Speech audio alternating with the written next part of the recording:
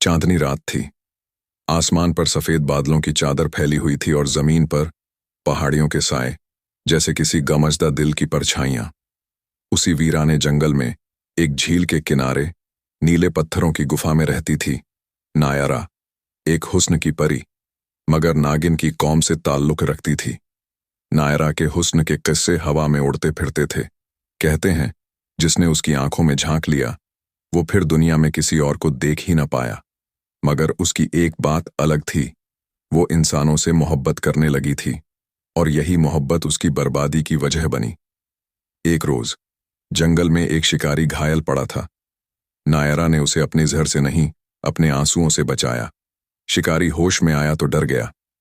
नायरा ने कहा, डर मत इंसान, मैं मौत नहीं, एक रूह हूं जो बस मोहब्बत चाहती है। मगर इंसानों की फितरत तो तुम जानते ही हो। उस शिकारी ने उसके एहसान का बदला धोखे से दिया। उसने गांव लौटते ही कहा, जंगल में एक नागिन है जो इंसानों पर जादू करती है। फिर क्या था, एक दिन पूरे गांव के लोग मशालें लेकर आ पहुंचे। जलते हुए तीर, आग के गोले और शोर ने उस गुफा को लहू में डुबो दिया। नायरा चीखी, मैंने किसी को नुकसान नहीं पहुंचाया, मैं तो सिर्फ मोहब्बत चाहती थी। तभी वहां पहुंचे फकीर बाबा, जंगल के रूहानी रहनुमा, जिनकी बातों में असर था और आंखों में जहान। उन्होंने नायरा को देखा, जमीन पर गिरी, आंखों में आंसू, बाल बिखरे, सांप का रूप थरथराता, मगर दिल इंसान सा धड़कता। फकीर बोले, ऐ नागिन, तूने इंसान पर एतबार किया, ये तेरी सबसे बड़ी भूल थी। मैंने तुझे कई बार रोका, मगर तू न मानी। अब तू न जिंदा है न मरी। फकीर ने अपनी लकड़ी झटकते हुए कहा, मैं तुझे इस वीराने में एक ताबूत में कैद करता हूं। न तेरा वक्त बदलेगा, न तू किसी को दिखेगी। जब तक एक शहजादा मोहब्बत की नजरों से तुझे नहीं छुएगा, तू इसी कैद में सड़ती रहेगी। और उसी पल नायरा की रूह कांप गई।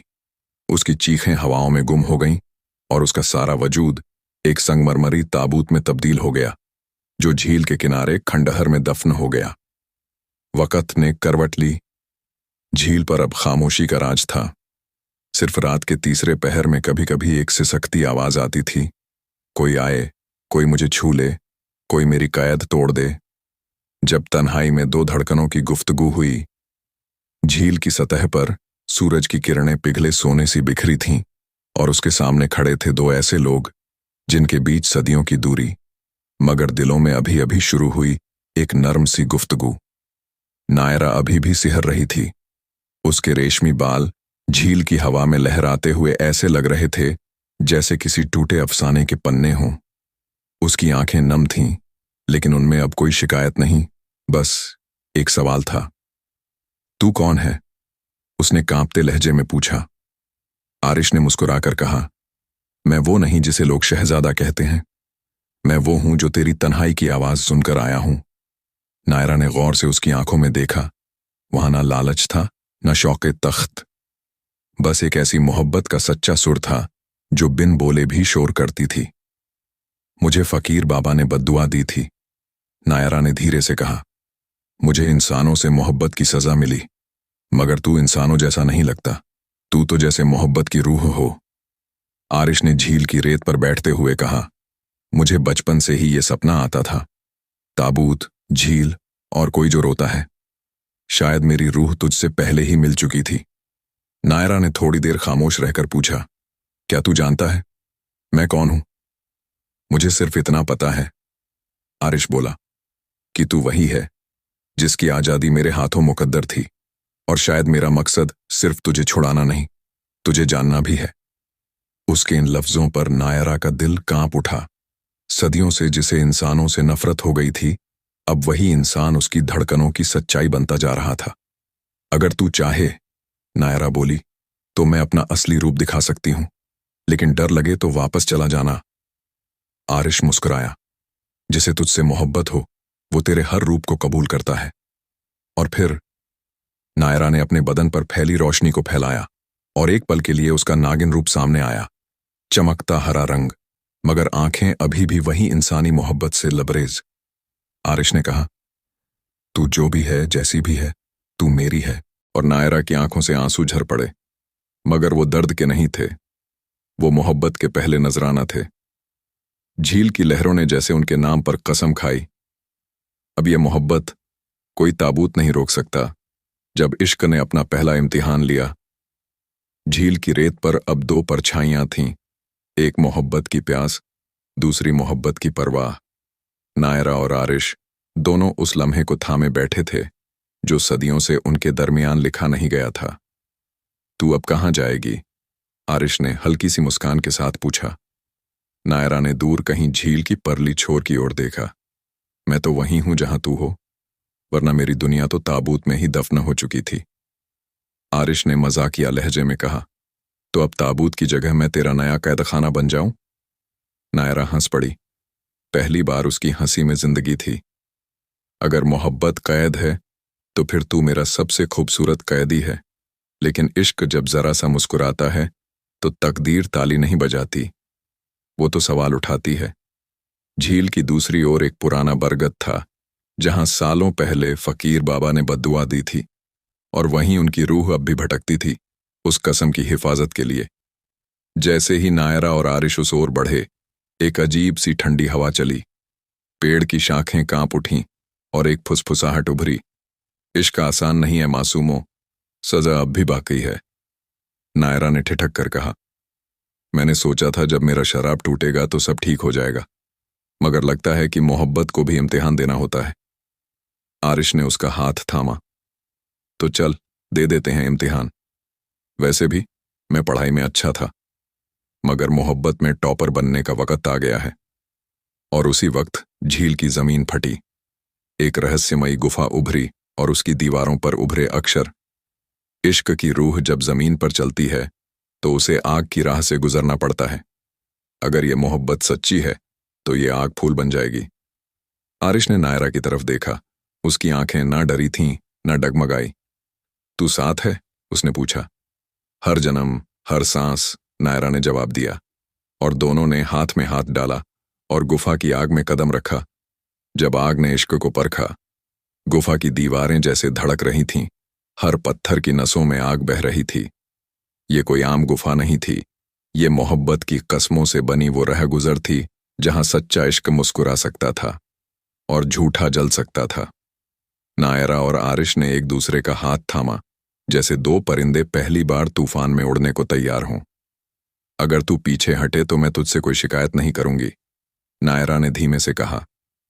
और अगर तू पीछे हटी तो मैं खुद को ताबूत में बंद करवा लूंगा, दोबारा उसी झील में। आरिश ने नाक चढ़ाते हुए जवाब दिया, कम से कम वहां मछलियां तो मोहब्बत की कद्र करती हैं।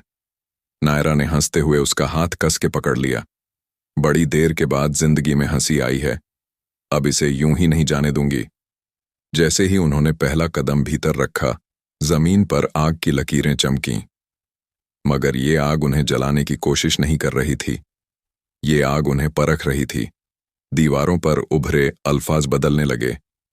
अगर मोहब्बत सिर्फ लफ्जों में है तो ये आग तुम्हारी जुबान छीन लेगी। अगर मोहब्बत सिर्फ हाथों में है तो ये आग तुम्हारे जिस्म को खा जाएगी।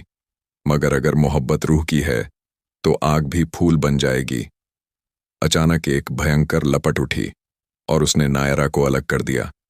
आरिश, उसने चीख कर पुकारा। मैं यहीं हूं, उसकी आवाज आई, मगर दिखाई नहीं दिया। उस आग की दीवार के पीछे नायरा को फिर वही फकीर बाबा की आवाज सुनाई दी। तेरी मोहब्बत को अब तेरे सब्र से तौलेंगे, क्या तू उस पर भरोसा करती है?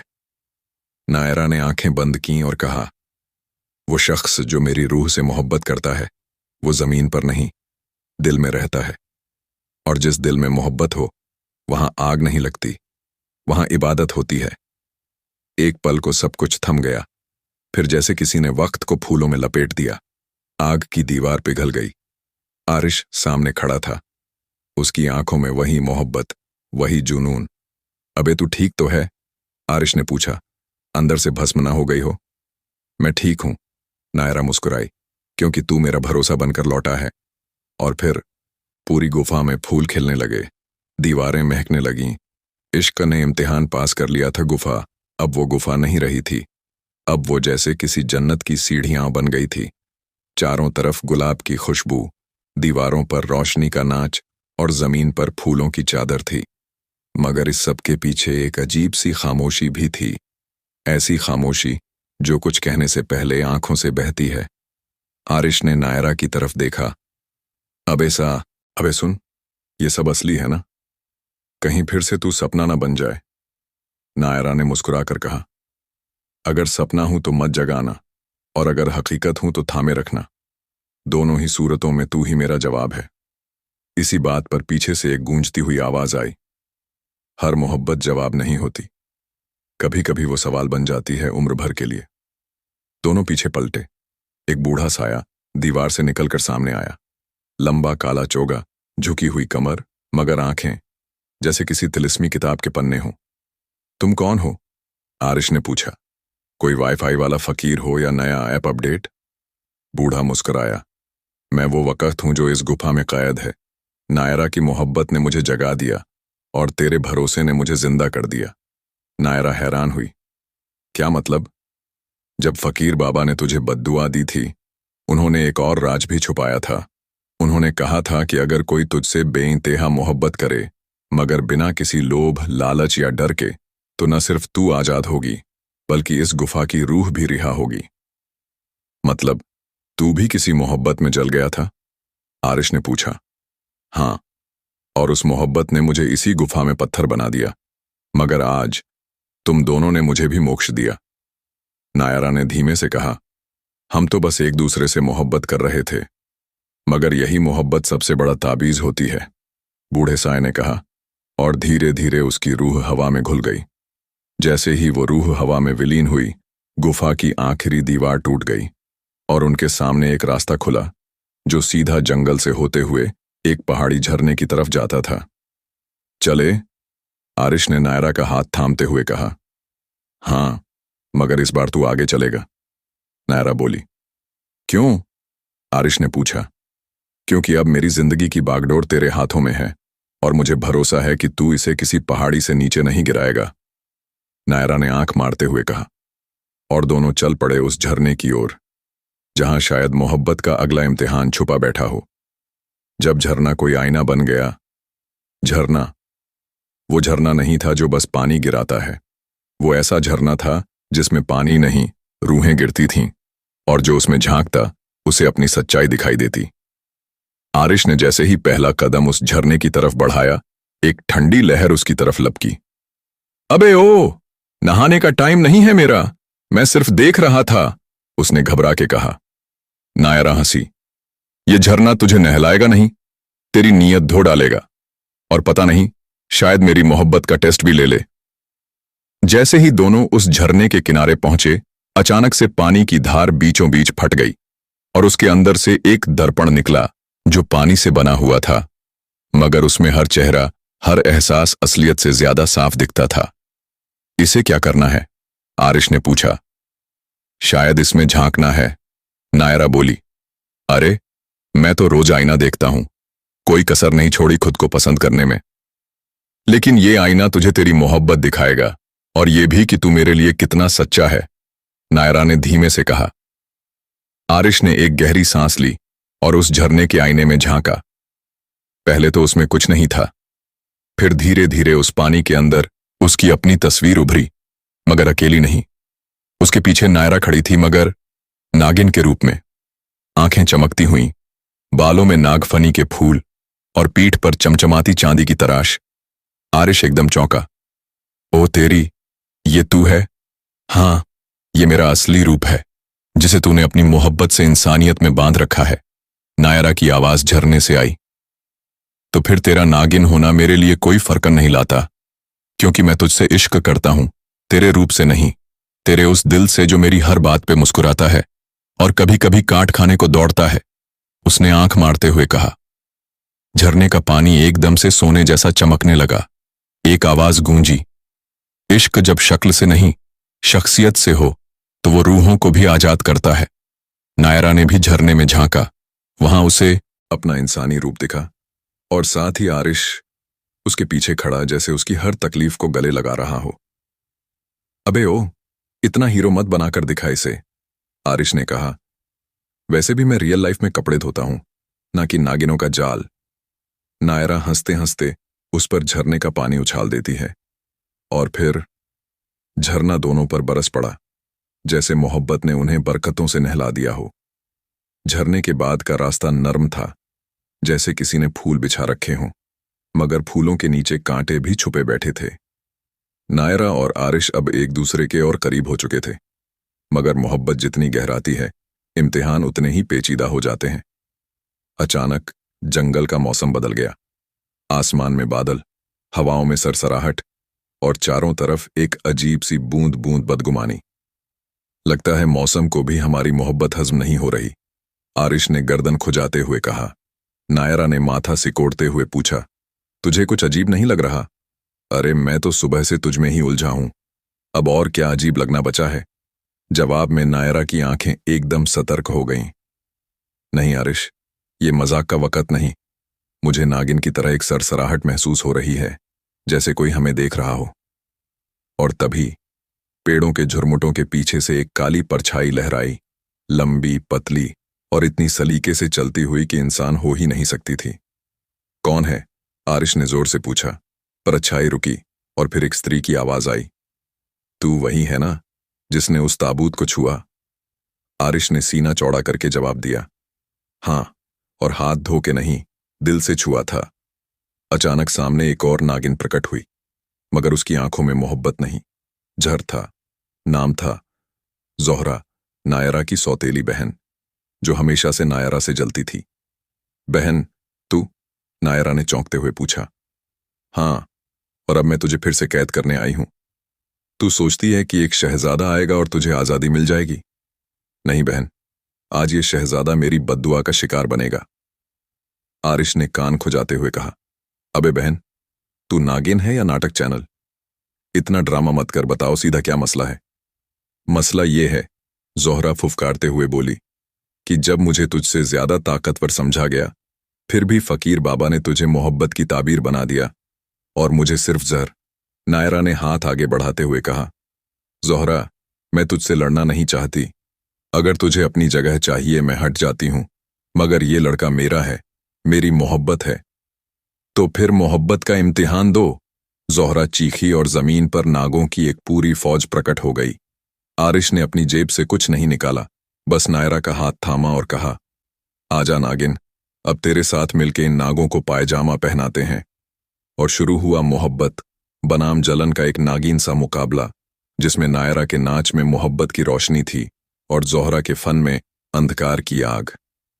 जब मोहब्बत ने नागों की फौज को ठुमकों से हराया, जंगल की जमीन कांप रही थी। आसमान जैसे किसी पुराने कस्से की याद में रो रहा था।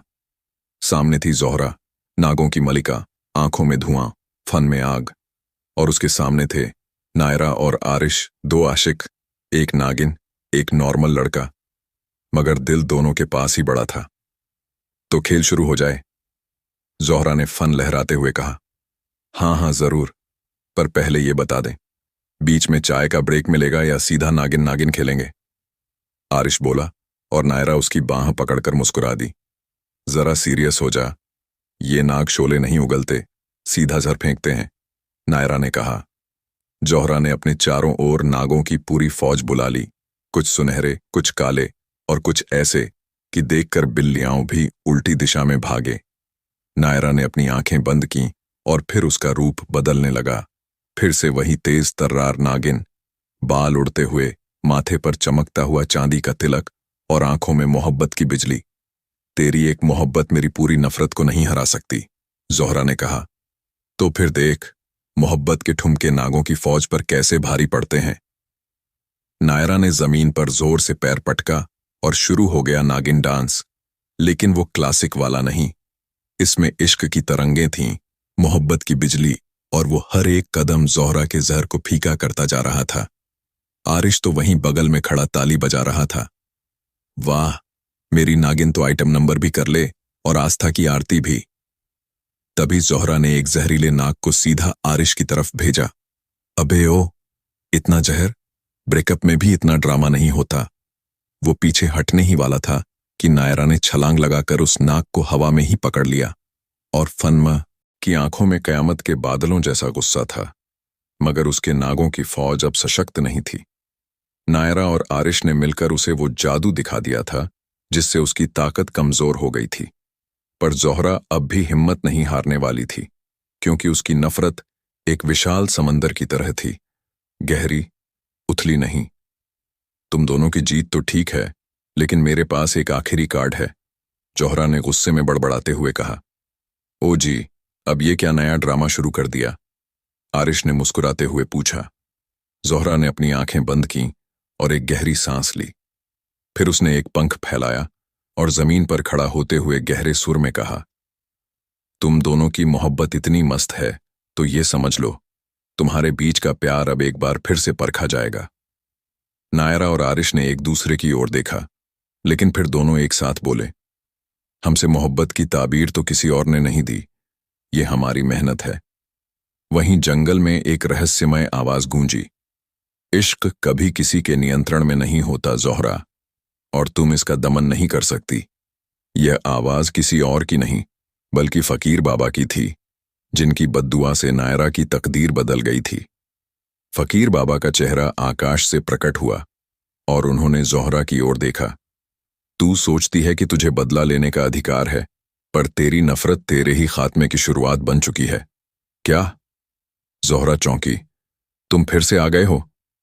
हाँ, क्योंकि अब तुम्हारी बद्दुआ से नहीं, मोहब्बत से ही सब कुछ तय होगा। फकीर बाबा ने जोहरा की ओर देखा और फिर एक आवाज में कहा, तू चाहती थी कि नायरा और आरिश एक दूसरे से अलग हों, पर तेरा वह ख्वाब अब कभी पूरा नहीं होगा। फकीर बाबा ने फिर अपनी छड़ी को जमीन पर मारा और जोहरा की जड़ें खोल दी। उसके बाद उसके शरीर में अचानक हलचल हुई, जैसे वह किसी और रूप में बदलने वाली हो। नहीं, जोहरा चिल्लाई, ये नहीं हो सकता। तू अब कभी किसी के बीच खड़ा नहीं हो सकेगी, फकीर बाबा ने कहा, और फिर जोहरा की शक्तियां खत्म होती चली गईं।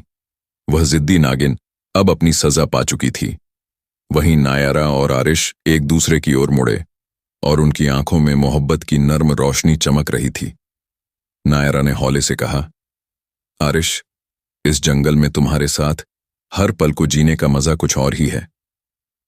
आरिश ने उसकी आंखों में गहरी मोहब्बत के साथ कहा, तू सिर्फ मेरी नहीं, बल्कि इस जंगल की भी रानी बन चुकी है, और अब इस जंगल में कोई भी जोहरा हमें अलग नहीं कर सकता।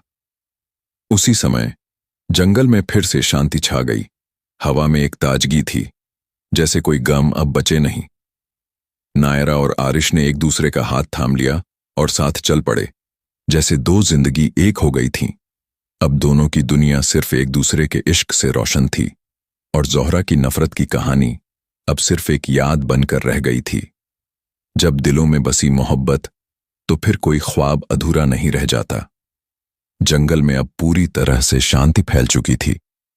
हर पेड़, हर पत्ते में जैसे नयापन था।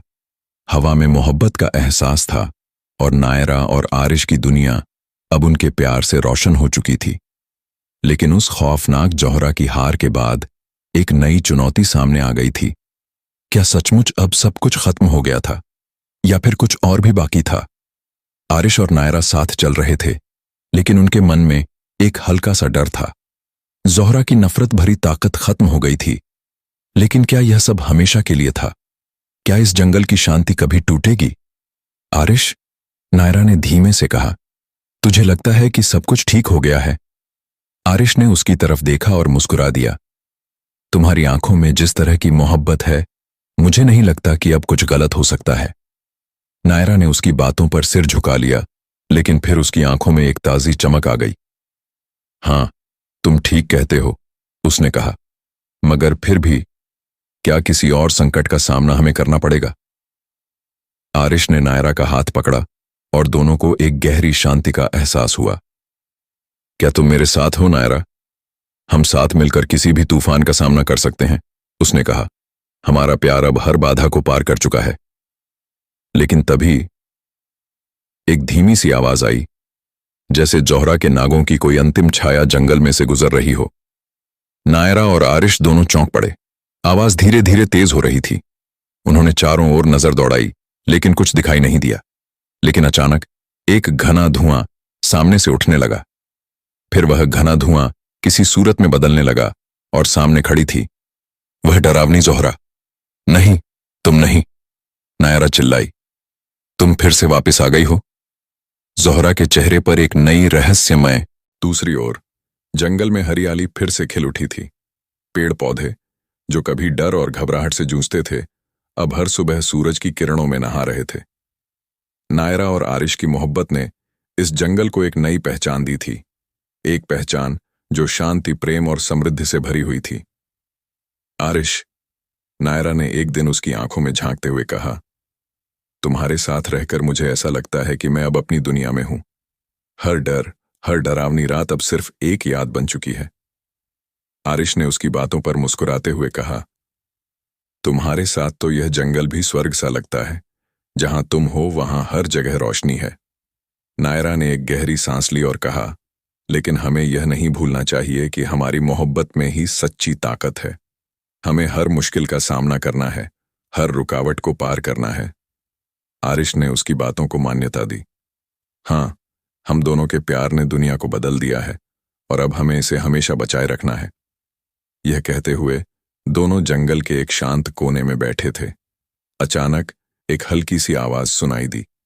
यह कोई इंसान की नहीं, बल्कि एक जानवर की आवाज थी। लेकिन यह कोई डरावनी आवाज नहीं थी। इसके बजाय यह एक शांति और सुकून की आवाज थी, जैसे जंगल भी अब नायरा और आरिश के प्यार को अपनाने लगा हो।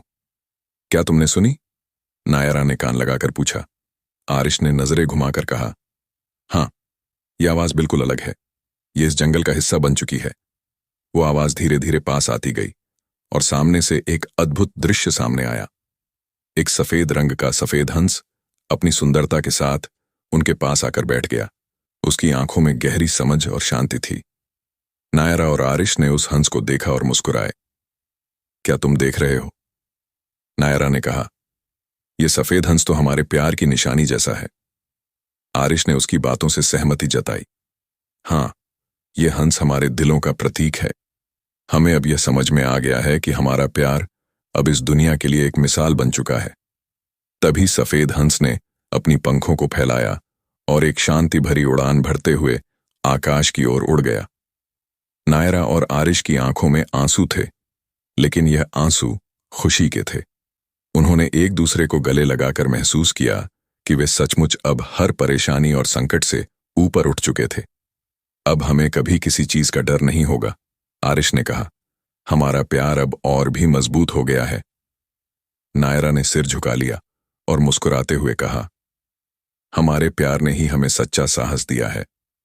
यहां से शुरू हुई एक नई यात्रा, जहां नायरा और आरिश ने एक दूसरे के साथ अपना भविष्य तय किया। उन्होंने समझ लिया था कि सच्ची मोहब्बत ही है जो किसी भी संकट को पार कर सकती है। और इस तरह नायरा और आरिश की कहानी में एक नई शुरुआत हुई, जहां शांति और मोहब्बत का साम्राज्य था। अब इस जंगल का हर पेड़, हर पत्ते और हर धारा में उनके प्यार की छाप थी। दोनों अब इस संसार के सबसे प्यारे जोड़े बन गए थे, जिनका प्यार हर किसी को प्रेरणा देता था।